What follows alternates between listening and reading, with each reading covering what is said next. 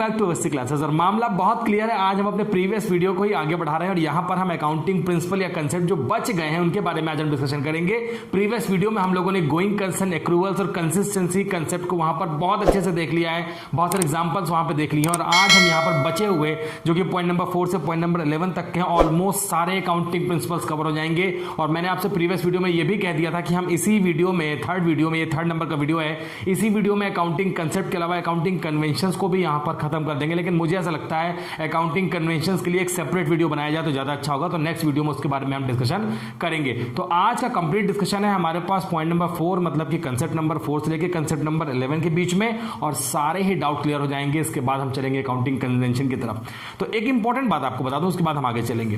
Previous में आप लोगों ने 3 देख लिए हैं, आज हम यहां पर बात करेंगे जो रेस्ट हमारे पास 4 to 11 है। और यहां पर एक बात मैं फिर से जो आपको मैंने प्रीवियस वीडियो में रिपीट की है, जिसके लिंक आपको डिस्क्रिप्शन में अवेलेबल है, कि अभी आप एकदम इनिशियल स्टेज में, आपके लिए बहुत कॉम्प्लिकेटेड टर्म या टेक्निकल टर्म आपके समझ से परे है, आपको अभी समझ में नहीं आएगा। आपको वही टर्म समझने हैं जो आपके काम के हैं, और एक ऐसा टाइम भी आएगा जब आप टेक्निकल टर्म को भी समझ पाएंगे। और वो टाइम आएगा तब जब आप 11th क्लास की अकाउंटेंसी को ऑलमोस्ट उसके न्यूमेरिकल टर्म्स को सॉल्व कर चुके होंगे। जब आप लास्ट चैप्टर अकाउंट्स का पढ़ लेंगे, उसके बाद आप एक बार शुरू से पलटाएंगे, और जब स्टार्टिंग से आप बुक को पलटेंगे तो आप देखेंगे कि आपको जो प्रिंसिपल्स अभी समझ में नहीं आ रहे हैं वो बहुत अच्छे से टेक्निकल वे में समझ में आने लगेंगे जैसे ही अकाउंट्स 11 की कंप्लीट हो जाती है। वजह क्या हो सकती है? वजह यह है कि बहुत सारे टेक्निकल टर्म है जो हम आगे के क्वेश्चन सॉल्व करेंगे, उसको सॉल्व करने के बाद ही हमारे कंसेप्ट क्लियर हो जाएंगे। तो आप हैं 11th कॉमर्स में, अगर आपसे अभी बहुत सारे कंसेप्ट क्लियर नहीं होते हैं तो घबराइए नहीं, आपसे वो बनेंगे, क्योंकि टेक्निकल टर्म है। और टेक्निकल टर्म तो तभी बनेंगे जब उस टेक्निकल टर्म को हम प्रैक्टिकल वे में समझने की कोशिश करेंगे, और डेफिनेटली वो आपसे बनने लगेंगे। थोड़ा सा वेट करना है। मैं यहां पर जो कंसेप्ट लेके आया हूं, अगर आप बुकिश लैंग्वेज में जाएंगे तो बहुत कॉम्प्लिकेटेड वे में लिखा हुआ है, जो कि हमारे सर के 10 फीट ऊपर से निकल जाता है और हमें समझ में नहीं आता है। मैं आपको सिंपल वे में समझाऊंगा। आइए स्टार्ट करते हैं पॉइंट नंबर 4 से, क्योंकि हम लोगों ने 3 आपको बता दिए कि प्रीवियस वीडियो में डिस्कशन कर लिए हैं। लिखा हुआ business entity concept. Business entity का मतलब होता है कि अब बिजनेस और बिजनेसमैन दो अलग अलग पर्सन है। हमें जो भी अकाउंट्स मेंटेन करनी है 11th क्लास से लेकर जब तक हम अकाउंट्स पढ़ेंगे, जब भी हम अकाउंट्स बनाएंगे तो हमें अकाउंट्स बनानी पड़ेगी किसी बिजनेस ऑर्गेनाइजेशन की। या तो वो कंपनी होगी, या तो वो पार्टनरशिप फर्म होगी, या तो वो सोल प्रोवाइडर होगा, या तो वो एचयूएफ होगा। जो भी फॉर्म्स ऑफ ऑर्गेनाइजेशन होगा और जिसका हम अकाउंट्स मेंटेन करेंगे उसे ही हम कहते हैं एंटिटी। क्लियर हो गया? बिजनेस का अकाउंट्स बनाना है, ना कि बिजनेसमैन का। लेकिन बिजनेस का अकाउंट्स ऑटोमेटिकली तो बनेगा नहीं, क्योंकि बिजनेस का अकाउंट्स बनाने के लिए हम अकाउंटेंट्स अपॉइंट करेंगे। तो बिजनेस के अकाउंट्स को बनाने के लिए अकाउंटेंट्स, जब मैं कहूं कि बिजनेसमैन अगर खुद अकाउंट्स बनाता है तो बिजनेसमैन अकाउंट्स मेंटेन करेगा बिजनेस के। यहां पे बिजनेस ही हमारे लिए है एंटिटी। अगर हम रिलायंस की बात करते हैं, अगर हम टाटा की बात करते हैं, हम बिरला की बात करते हैं, हम बहुत सारे जो अलग अलग कंपनीज है, फॉर्म्स ऑफ ऑर्गेनाइजेशन है, जो बिजनेस का नाम है उसे ही हम कहते हैं यहां पर एंटिटी।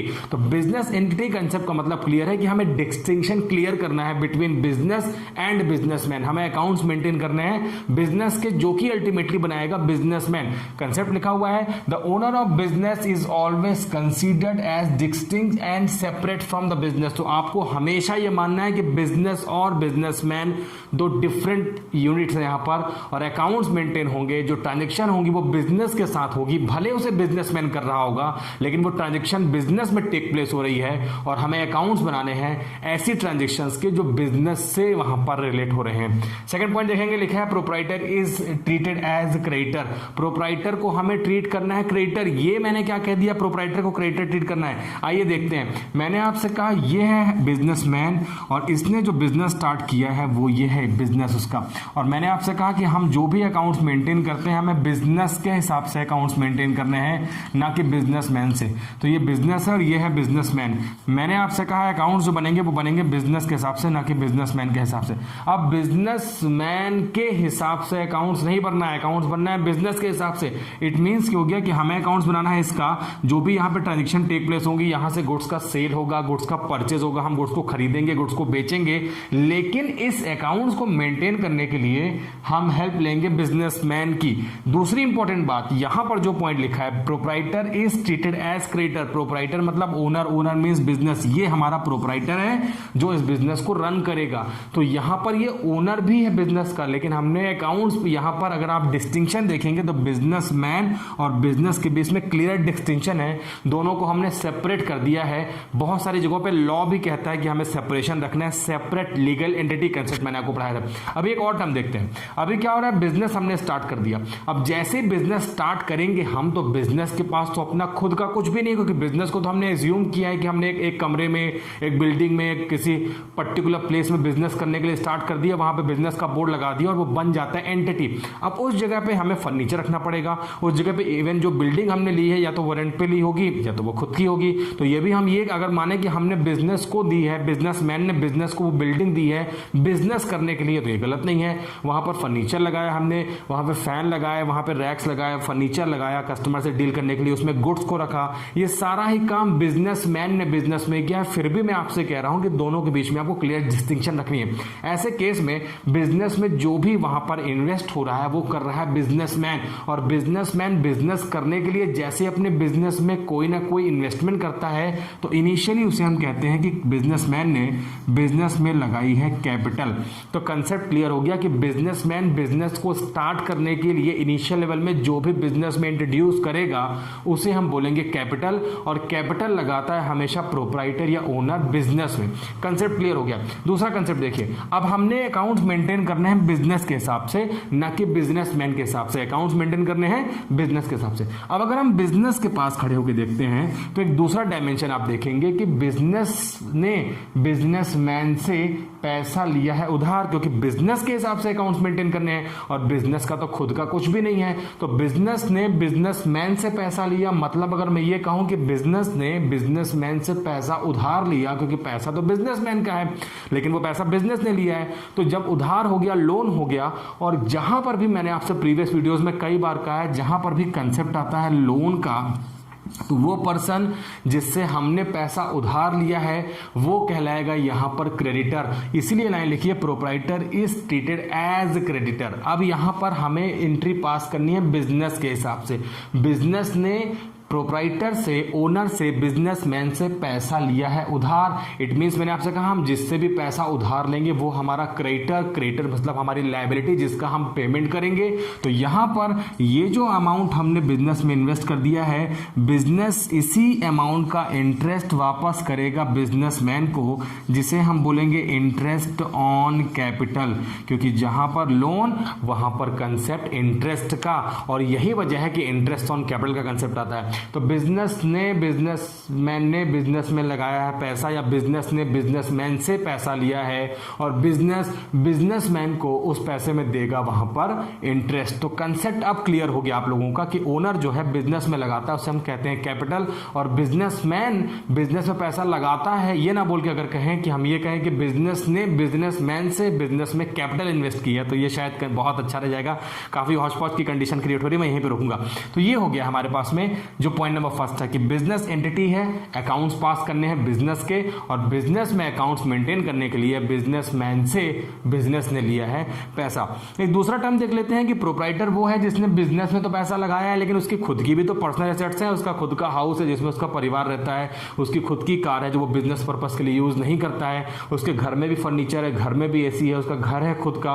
तो ये सारी चीजें प्रोप्राइटर की खुद की हैं, इसे हम बिजनेस के लिए कैपिटल नहीं बोलेंगे। कैपिटल हम उन चीजों को बोलेंगे जो उसने डायरेक्टली बिजनेस में इन्वेस्ट की है और वो बिजनेस के लिए ही यूज होंगी, उसे हम कहते हैं यहां पर बिजनेस में लगाई गई कैपिटल। तो कंसेप्ट यही है कि हमें देखना है बिजनेस एंटिटी कंसेप्ट में कि बिजनेस एंटिटी में बिजनेस बिजनेसमैन दो अलग अलग हैं। जो भी पैसा बिजनेस के टर्म में लगेगा बिजनेसमैन लगाएगा, उसे हम बोलेंगे कैपिटल, और हमारा कंसेप्ट हो जाता है यहीं पर। इतना ही समझिए, आगे जैसे जैसे आप पढ़ते जाएंगे न्यूमेरिकल टर्म में हम बहुत जल्दी मूव करेंगे, उसके बाद आपको और चीजें बताऊंगा वहां पर। फिलहाल इतना ही जान लीजिए, आप लोगों के लिए बेहतर है। नेक्स्ट प्रिंसिपल की तरफ चलते हैं जिसे हम कहते हैं मनी मेजरमेंट। मनी में मेजर होने वाले ट्रांजैक्शन को ही बिजनेस का पार्ट बनाया जाएगा। पहले भी हम डिस्कशन कर चुके हैं, ऐसे किसी भी आइटम को, ऐसे किसी भी ट्रांजैक्शन को जिसका मनी मेजरमेंट पॉसिबल नहीं है, भले ही वो बिजनेस के लिए बहुत इंपॉर्टेंट ट्रांजैक्शन होगी, लेकिन क्योंकि मनी में उसका मेजरमेंट हम कर ही नहीं पा रहे हैं, ऐसे किसी भी ट्रांजैक्शन को हम बिजनेस का पार्ट नहीं बनाएंगे। बस इतना ही आपको ध्यान रखना है। तो मनी मेजरमेंट का टर्म देखते हैं,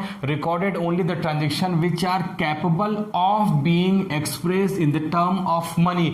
ऐसे ही आइटम जो कैपेबल होंगे अपने आप में, जो मनी के टर्म में कन्वर्ट हो सके होंगे, जिन्हें मनी का मेजरमेंट किया जा सकेगा, वही ट्रांजेक्शन बिजनेस का पार्ट बनेगी। अगर मैं कहूं कि हमारे बिजनेस में इतने लीटर हमने वहां पर गुड्स का यूनिट का प्रोडक्शन किया और उसका मनी में मेजरमेंट पॉसिबल ही नहीं है, अगर मैं कहूं कि इतने मीटर हमने वहां पे कपड़े का मैन्युफैक्चरिंग कर लिया जिसका कि मनी मेजरमेंट पॉसिबल नहीं है, मैं अगर क्वांटिटी में बात करूं कि इतना इतना इतना, ऐसे किसी भी ट्रांजेक्शन का बिजनेस में रिकॉर्डिंग पॉसिबल ही नहीं है जब तक आप उस चीज का मनी मेजरमेंट नहीं कर पाएंगे। तो ध्यान रखना है, मनी मेजरमेंट होना चाहिए, तभी आप वहां पर कर पाएंगे बिजनेस में उसको रिकॉर्ड।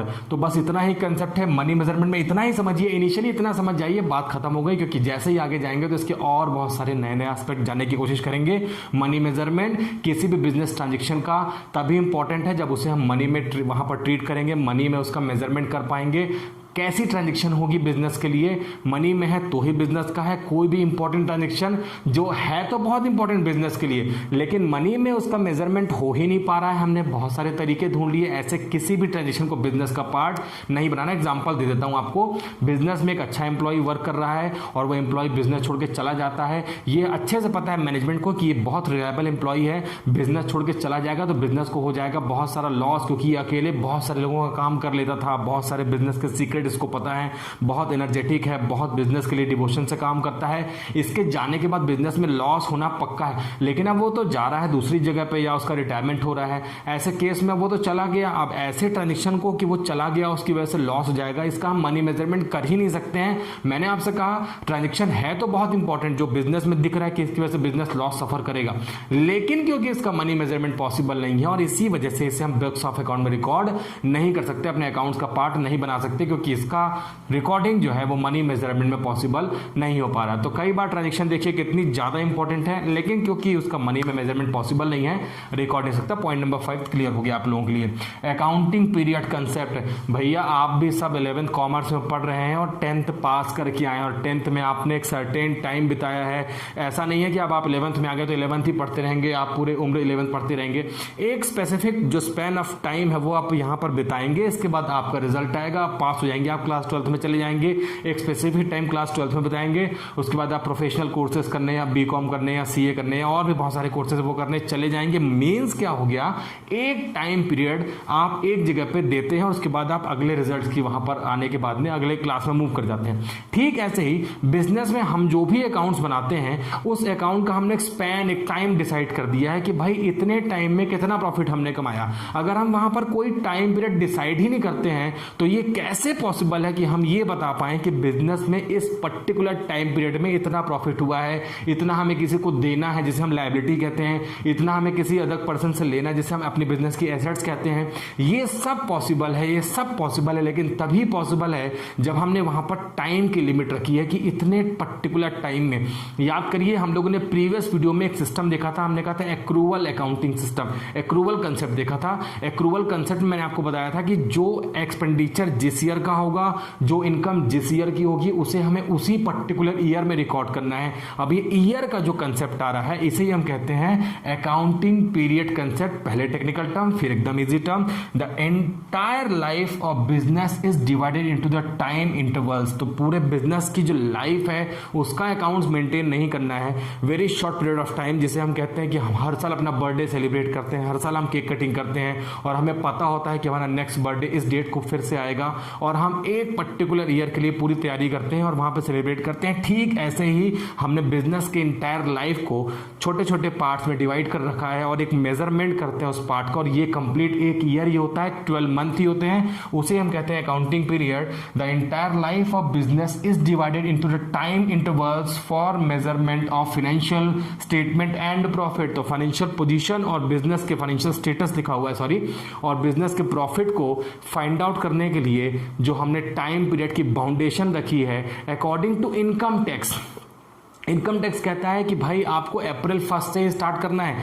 इसके पहले होता था कि कई बार हम कैलेंडर ईयर जो कि जनवरी 1 से, अगर आप अपने कैलेंडर को पलटाएंगे तो जनवरी से दिसंबर तक के अकाउंट्स बने हैं, लेकिन according to income tax act अब ये कंपलसरी हो गया है बुक्स ऑफ अकाउंट के लिए कि हम वहां पर अकाउंट्स मेंटेन करें जो स्टार्ट होता हो अप्रैल 1 से। अगर हम बात करते हैं 1 अप्रैल से स्टार्ट होता है और अप्रैल 1 टू हम बात करेंगे 31 मार्च के अकाउंट्स के बीच में।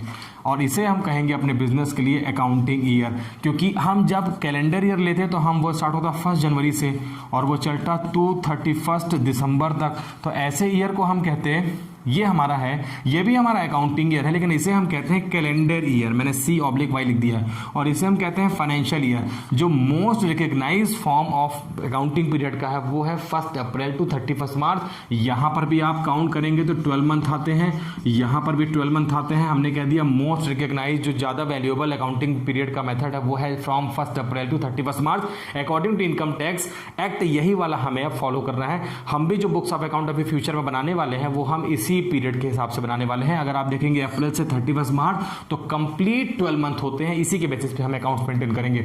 अब यहाँ पे एक बात समझिए, मैंने आपसे कहा अगर हम ये वाले ईयर को लेते हैं जो कि अप्रैल 1 से स्टार्ट होता है तो उसे हम फाइनेंशियल ईयर बोलते हैं। अगर हम जनवरी 1 से लेते हैं, बहुत सारे छोटे छोटे ऑर्गेनाइजेशन जहाँ पे ऑडिट कंपलसरी नहीं है, जो नॉन प्रॉफिटेबल ऑर्गेनाइजेशन होते हैं वो कैलेंडर ईयर भी कई बार फॉलो करते हैं। तो अकाउंटिंग में इनकम टैक्स के लिए लिखा है, जो इनकम टैक्स के दायरे में आते हैं उनको अकाउंट्स इसी मेथड से बनानी है और वो स्टार्ट होता है 1 जनवरी टू 1 अप्रैल टू 31 मार्च तक अकाउंटिंग ईयर।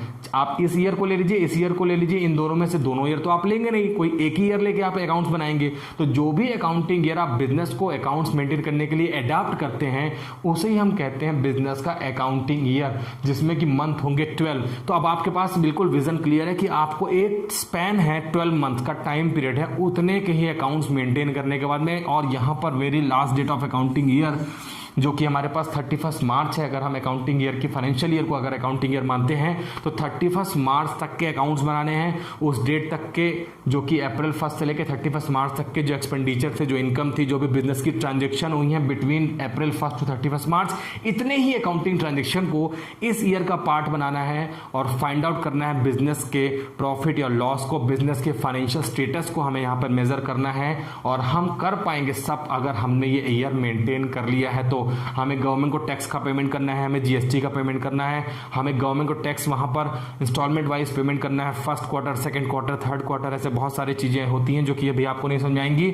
और इन सब के लिए टाइम ज़रूरी है, डेट ज़रूरी है। ये पॉसिबल हो पाएगा जब अपने अकाउंट्स को आपने बाइफिकेट कर रखा होगा नंबर ऑफ मंथ में। तो मामला क्लियर हो गया है कि बिजनेस का फाइनेंशियल जो स्टेटस है या प्रॉफिट फाइंड आउट करने के लिए एक अकाउंटिंग पीरियड का कंसेप्ट है और वो पीरियड है 12 मंथ का। इसके बेसिस पे हम अकाउंट्स मेंटेन करते हैं।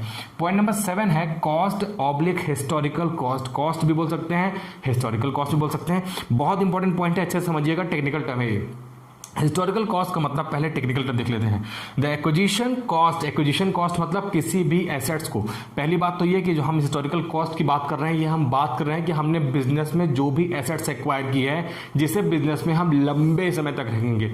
अगर आपकी ग्रोसरी शॉप की दुकान है और ग्रोसरी शॉप है आपका, और ग्रोसरी शॉप में आप जो सामान ला के बेचते हैं, आप कस्टमर के लिए गुड्स को लेकर आते हैं, दुकान में सजाते हैं, कस्टमर की डिमांड पर आप उसे वापस सेल कर देते हैं। लेकिन वहीं एक ऐसे भी आइटम बिजनेस में रखे हुए हैं जो आप बेचते नहीं है, लंबे समय तक बिजनेस में ही रहता है। चाहे वो बिजनेस के लिए फर्नीचर हो, चाहे वो बिजनेस की बिल्डिंग हो, चाहे वो बिजनेस में लगा हुआ फैन, एसी हो, बिजनेस का काउंटर हो, बिजनेस में रखे हुए सेल्फ हो, ये एक बार आते हैं तो बिजनेस में लंबे समय तक बने रहते हैं। इट मीन्स कि ये जो हमने लाई है दो टाइप की एसेट्स। पहली एसेट्स वो जिसे हमने गुड्स के फॉर्म में लाया, बिजनेस में सजाया, कस्टमर ने मांगा, हमने बेच दिया।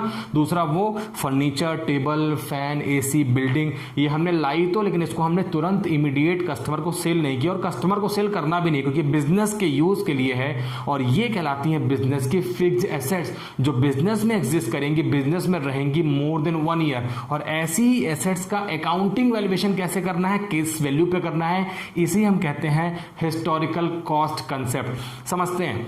अब हम एज्यूम करते हैं कि हमने अपने बिजनेस के लिए एक बिल्डिंग परचेस की, और बिल्डिंग हमने जब परचेस की थी तो वो बिल्डिंग हमें 10 लाख रुपीस की पड़ी थी।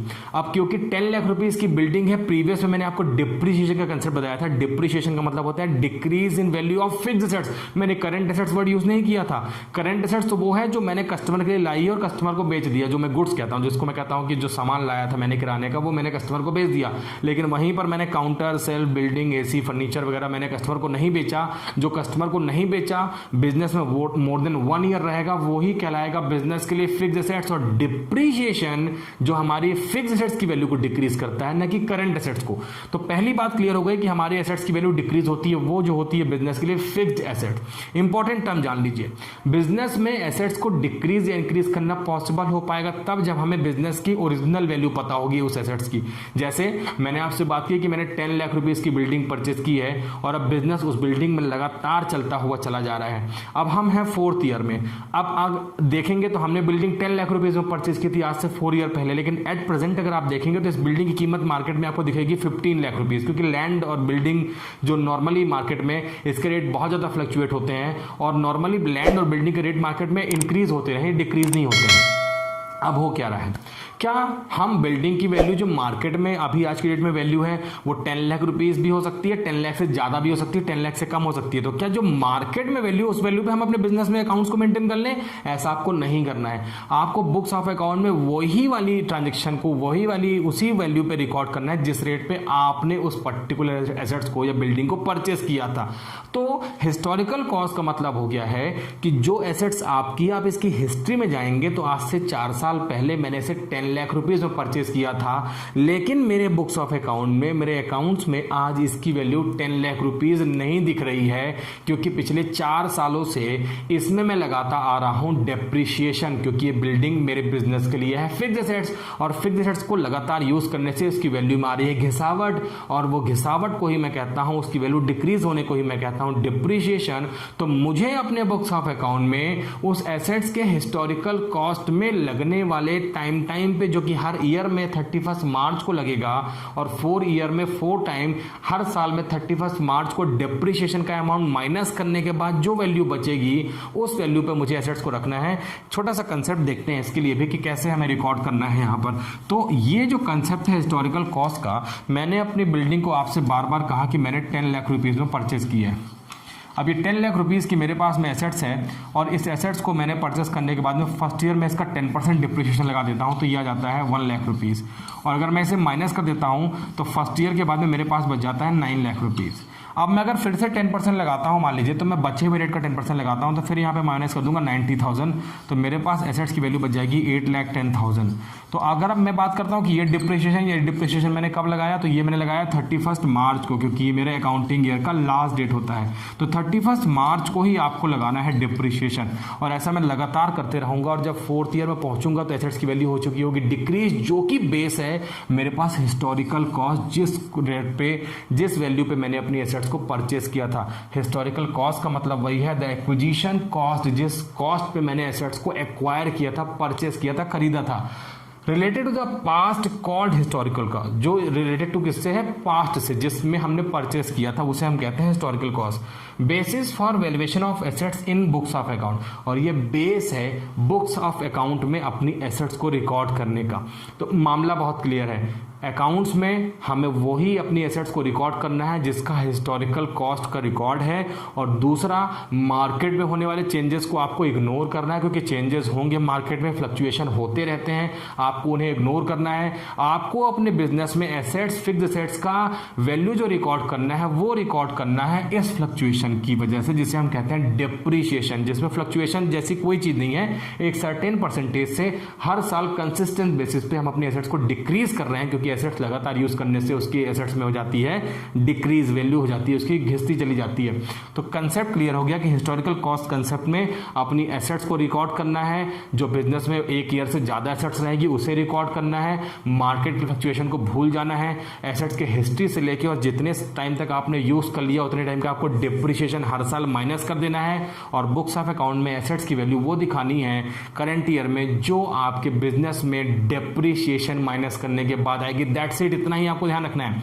Next point, dual aspect, very important concept है ये भी। अभी हम जैसे ही न्यूमेरिकल टर्म में चलेंगे तो पहला कंसेप्ट मैं आपको जो पढ़ाऊंगा उसे हम कहते हैं डबल एंट्री सिस्टम। अभी डबल एंट्री सिस्टम क्या होता है, अगर आप देखेंगे तो बॉटम में मैंने डबल एंट्री सिस्टम के बारे में थोड़ा सा लिखा है, क्योंकि अभी तो हमें पूरे ताउम्र लाइफ, जब तक हम अब जिएंगे और अकाउंट्स पढ़ेंगे तब तक हमें डबल एंट्री सिस्टम ही पढ़ना है।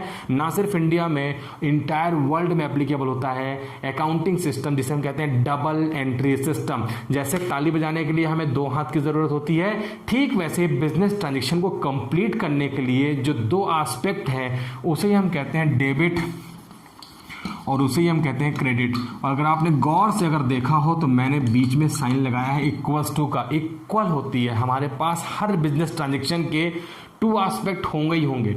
अगर मैं एज्यूम करता हूं, जैसे मैंने आपको थोड़ा देर पहले बताया कि जैसे ही बिजनेसमैन ने बिजनेस को यहां पर कैपिटल दी, तो बिजनेसमैन ने, अगर हम बिजनेसमैन के पॉइंट ऑफ व्यू से देखते हैं तो बिजनेसमैन के पॉइंट ऑफ व्यू से ये कैपिटल है, लेकिन जैसे वो कैपिटल इस बिजनेस में आती है तो बिजनेस में अगर बिजनेस ये कहे कि मुझे मिल गया है कैश, तो यहाँ पे 2 एलिमेंट आपको दिखेंगे। पहला एलिमेंट आपको दिख रहा है कैपिटल और दूसरा एलिमेंट आपको दिख रहा है cash.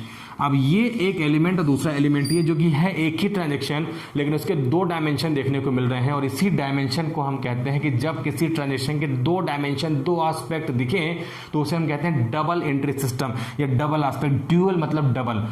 Each transaction have 2 aspect, the system is called double entry system. मैंने बहुत छोटे से में लिखा है क्योंकि मैंने आपसे कहा कि अभी हमें इसी के बारे में बात करना है। बहुत सारे टेक्निकल टर्म के बारे में डिस्कशन करेंगे, थ्योरी टर्म में बहुत थोड़े से समझा देता हूं। फिर से हुआ क्या समझिए, अगर मैंने किसी से कैश उधार लिया है, अब यहां पर ड्यूअल एस्पेक्ट कैसे काम करेगा देखते हैं। मैंने आपसे कहा जैसे मैं किसी से उधार लेता हूं, मान लेते हैं कि ये राम है और मैं यहां पर मैं ये हूं, मैं बिजनेसमैन हूं और बिजनेसमैन ने राम से जैसे ही पैसा उधार लिया तो ये राम ने मुझे कैश दिया, जो कि एक टर्म है जिसे हम कहते हैं लोन। तो मेरे पास में 2 कंसेप्ट कैसे हो जाएंगे। जैसे ही राम से पैसा मैं लेके आता हूं अपने बिजनेस को करने के लिए, तो ये मेरे बिजनेस की हो गई, जिससे मैं कहूंगा कि मेरे बिजनेस में अब कैश है और वो कैश जितनी भी हो सकती है, जितना मैंने लोन लिया है कैश हो गई। लेकिन जैसे ही मैं बिजनेस में राम से लोन लेता हूं, कैश लेता हूं, तो बिजनेस में कैश तो आई, बिजनेस की एसेट्स तो हो गई, लेकिन वो कैश की लायबिलिटी है कि राम को एक टाइम पीरियड के बाद मुझे पेमेंट करना होगा लोन का। तो सेम टाइम पे अगर आप देखेंगे तो ये मेरे लिए लोन भी बन जाता है। तो यहाँ पे ड्यूअल एस्पेक्ट काम कर रहा है। एक ट्रांजेक्शन जिसके 2 एस्पेक्ट हैं, एक में आपने कैश देख लिया, एक में आपने देख लिया लोन। अब ये अज्यूम करते हैं कि राम से मैंने जो लोन लिया था, जिसे मैं कैश कहता हूं, इस कैश में से मैं बिल्डिंग परचेस कर लेता हूं। तो मैंने अल्टीमेटली इस कैश को खर्च कर दिया और अब इस कैश की जगह ले ली है बिल्डिंग ने। तो हुआ वही कि लोन तो एक साइड में एज इट इज हमारे पास में रिकॉर्डेड है, जो कि लोन है, क्योंकि मुझे तो राम के लोन का पेमेंट करना ही है। अब उस कैश में से मैं उस कैश से चाहे तो ऐश कर लूं या उस कैश में से बिजनेस के लिए कुछ इन्वेस्टमेंट परचेस कर लूं। यहां पर मैंने ऐसा ही किया है, यहां पर मैंने इस कैश में से बिजनेस के लिए बिल्डिंग परचेस कर ली।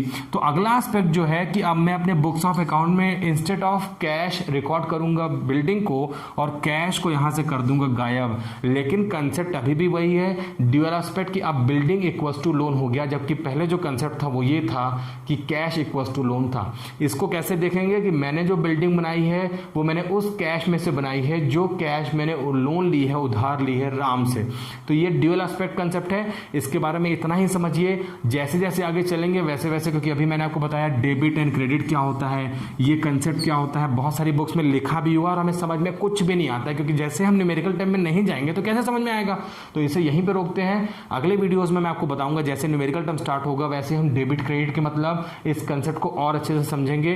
तो फिलहाल मतलब समझ लीजिए कि हर ट्रांजेक्शन के 2 एस्पेक्ट हैं। 2 एस्पेक्ट कैसे हो सकते हैं वो मैंने आपको बता दिया, इससे भी ज्यादा होते हैं, लेकिन इनिशियल लेवल पे इतना समझिए, आगे का रास्ता साफ होने पर और चीजें क्लियर करेंगे। तो ये है जिसे हम कहते हैं ड्यूअल एस्पेक्ट कंसेप्ट। नेक्स्ट में चलते हैं, लिखा है रेवेन्यू रिकॉग्निशन या रियलाइजेशन। वेरी इंपॉर्टेंट है ये भी। रेवेन्यू रिकॉग्निशन का क्या मतलब होता है ये जानते हैं।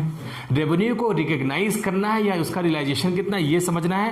पहले टेक्निकल टर्म फिर easy term. Recognising revenue and received amount are 2 different thing. तो जो रिकॉग्नाइजिंग वैल्यू है और जो रिसीव्ड अमाउंट है, इन दोनों में डिफरेंस। इसका मतलब मैं आपको एक झटके में समझा सकता हूं एक छोटे से एग्जांपल के साथ। एग्जांपल ये है कि एक बिजनेसमैन है और बिजनेसमैन ने अपने बिजनेस से गुड्स, आज अगर जो भी डेट आप देखना चाहें, उसने बिजनेस से 1 लाख रुपए का गुड्स, मैं कहता हूं, सेल कर दिया है। और 1 लाख रुपए के गुड्स को जब वो सेल करता है तो उसमें जो प्रॉफिट कमाता है वो प्रॉफिट कमाता है 10% का। इसका मतलब बहुत क्लियर है कि बिजनेसमैन ने अपने बिजनेस में 1 लाख का 10% मतलब कि 10,000 रुपीज यहाँ पर प्रॉफिट कमा लिया जैसे ही आज की डेट में उसने अपने गुड्स को यहाँ पर सेल किया है।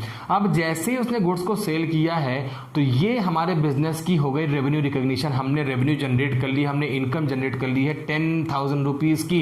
अब क्वेश्चन ये है कि जैसे ही मैंने 1 लाख का गुड्स 10% प्रॉफिट जो कि उसमें कमा रहा हूं, मैं 1 लाख का गुड्स सेल करता हूं, अगर मैं इसे कैश में सेल कर देता हूं तो तुरंत पैसा मिल जाएगा, और जैसे ही पैसा मिलेगा तो मैं बताऊंगा कि हाँ भैया मुझे बिजनेस में 10,000 का प्रॉफिट हो गया है। लेकिन अगर आप गुड्स को उधार में क्रेडिट में सेल करते हैं तो भी तो आपका 10,000 रुपीज का प्रॉफिट हो गया। अगर आप ये कहें कि नहीं नहीं अभी तो नहीं हुआ, जब वो हमें कैश मिलेगा तब होगा, तो ये कंसेप्ट आपको आज से जाना होगा भूल, क्योंकि रेवेन्यू आपको रिकॉग्नाइज उसी टाइम होगी जिस टाइम पे ट्रांजैक्शन टेक प्लेस होगी। बुक्स ऑफ अकाउंट में आप डे टू डे एक्टिविटी में बहुत सारे गुड्स को उधार में भी बेचते हैं, और जैसे गुड्स को हम वहां पर बेचते हैं, भले ही हमने उसका कैश रिसीव नहीं किया हो, लेकिन क्योंकि ट्रांजैक्शन आज टेक प्लेस हुई है, इसका मतलब ये हुआ कि आपने जैसे ही कस्टमर को गुड्स बेचा है तो प्रॉफिट ऐड करके बेचा और आज बेचा है, तो बुक में ट्रांजैक्शन में रेवेन्यू का रिकॉग्निशन, आपने रेवेन्यू को पहचानना होगा आज की डेट में और आज ही उसे बुक करना होगा, इसे हम कहते हैं रेवेन्यू रिकॉग्निशन। अब आपको मामला क्लियर हो जाएगा। एक एग्जांपल और देखते हैं। मान लेते हैं कि मैं गुड्स की मैन्युफैक्चरिंग करता हूं। अब गुड्स की मैन्युफैक्चरिंग करने के लिए मुझे बहुत सारे ऑर्डर मिल रहे हैं, कोविड का टाइम चल रहा है, स्टॉक की शॉर्टेज है, तो ऐसे केस में लोग मुझे एडवांस देके चले जाते हैं कि भैया प्लीज आप पहले मेरा गुड्स तैयार कर दो, ये मैं आपको 1 लाख रुपए एडवांस देके जा रहा हूं। मान लेते हैं कि आज जनवरी 1 है और जनवरी 1 को मुझे 1 लाख रुपीस का एडवांस मिल जाता है। अब इस 1 लाख रुपीस के एडवांस मिल जाने से क्या मेरी रेवेन्यू यहां पर जनरेट हो गई? ऐसे केस में रेवेन्यू जनरेट नहीं हुई। और मान लेते हैं कि मैं यहां पे 1 फरवरी को गुड्स की डिलीवरी करता हूं, मैन्युफैक्चरिंग करता हूं, और जिससे मुझे 1 लाख रुपीस का कैश मिला था, इसे मैं 1 लाख रुपीस का गुड्स वहां पर सेल कर देता हूं। और जैसे ही मैं यहां पे गुड्स का सेल करता हूं, वैसे ही सेल्स करने के टाइम पे, मतलब कि जिस दिन ट्रांजैक्शन टेक प्लेस होगा, नेगोशिएशन होगा between 2 parties, seller and buyer के बीच में, रेवेन्यू का रिकॉग्निशन उसी दिन माना जाएगा, ना कि उस डेट को जिस डेट को मुझे एडवांस मिला था। तो रेवेन्यू रिकॉग्निशन का मतलब है जिस डेट को ट्रांजैक्शन टेक प्लेस होगी, ना कि उस डेट को। अब विडंबना देखिए, यहां पर कैश नहीं मिल रहा है तो भी मैं कह रहा हूं कि आपको रेवेन्यू उसी दिन रिकॉर्ड कर लेना है जिस दिन आपने ट्रांजैक्शन को टेक प्लेस कर दिया, भले ही आपने पूरा गुड्स उधार में बेचा है। पैसा फ्यूचर में मिलेगा तब का तब देखा जाएगा। अभी आपने गुड्स को सेल किया, भले ही सामने वाले से कैश नहीं मिला, उधार में बिका है, तो आपकी रेवेन्यू वहां पर जनरेट हो गई है। लेकिन यहां पर मैं कहता हूं कि आपने कैश रिसीव कर लिया है, फिर भी आपकी रेवेन्यू जनरेट नहीं हो रही है, क्योंकि यहां पर अभी ट्रांजैक्शन टेक प्लेस नहीं हुई है, जबकि यहां पर हो गई है। तो ट्रांजैक्शन जिस डेट को बुक्स ऑफ अकाउंट में टेक प्लेस होगी, आपको उसी डेट को वहां पर रेवेन्यू को रिकॉग्नाइज कर लेना है।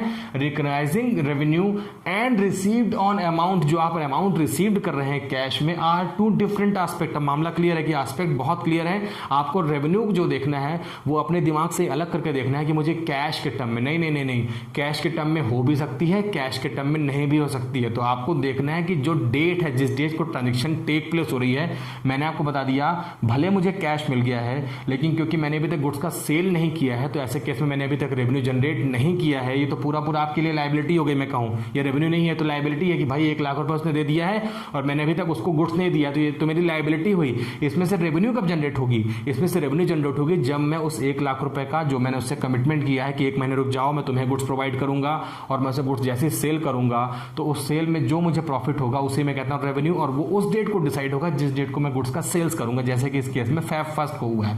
It is not related with the receipts of cash. Cash कम मिलता है, मैंने आपसे कहा, उससे कोई मतलब नहीं है। यहां पर हो सकता है कि ये आपने राम को आज बेचा है गुड्स, और वहीं पे 1 लाख का गुड्स बेचने में आप उसे 10,000 का प्रॉफिट लेते हैं। राम को आपने गुड्स बेचा था उधार में, लेकिन आज वहां पर राम गुड्स लेके चला जाता है बिना पैसा दिए, और वहां पे श्याम, जिसको मैंने पहले कभी 1 लाख का गुड्स बेचा था, और आज कोइंसिडेंस हो गया कि इधर 1 लाख का गुड्स उधार में जाता है और उधर श्याम से 1 लाख रुपए कैश मिलता है, तो आपको इसके साथ में उसको कोरिलेट नहीं कर देना है, क्योंकि ये तो आपको श्याम का पैसा मिला है, राम का पैसा तो आपको फ्यूचर में मिलेगा। अब श्याम का पैसा मिला है आज, तो आज रेवेन्यू जनरेट नहीं हो रही है श्याम की रेवेन्यू जनरेट हो चुकी है तब जब आपने कई दिनों पहले श्याम को गुड्स उधार में बेचा था, तो उसी दिन आपने वो रेवेन्यू जनरेट कर ली थी। वो डेट हमारे बुक्स ऑफ अकाउंट में कहलाएगी रेवेन्यू रिकॉग्निशन की डेट। तो मामला क्लियर है, रेवेन्यू रिकॉग्निशन या रियलाइजेशन, जिसे हम वसूली कहते हैं, उस डेट को मानी जाएगी जिस डेट को ट्रांजैक्शन टेक प्लेस होगी। कैश को इग्नोर करना है। कैश तो मिलती जाती रहेगी, लेकिन हमें रेवेन्यू का रिकग्निशन करना है तो हमें डेट याद रखनी होगी, ट्रांजेक्शन की, जिस डेट को ट्रांजेक्शन हुआ है, टेक प्लेस। बहुत इंपॉर्टेंट कंसेप्ट था और हम लोगों ने काफी डिस्कशन कर भी लिया। अब चलते हैं अपने नेक्स्ट कंसेप्ट की तरफ, जो कि है फिर से एक बहुत इंपॉर्टेंट कंसेप्ट और जिसे हम कहते हैं मैचिंग कंसेप्ट। मेरे एक फ्रेंड की शादी नहीं हो रही है क्योंकि मैच ही नहीं हो पा रहा है, क्योंकि जो जैसी लड़की वो चाहता है उससे वैसी लड़की नहीं मिल पा रही है।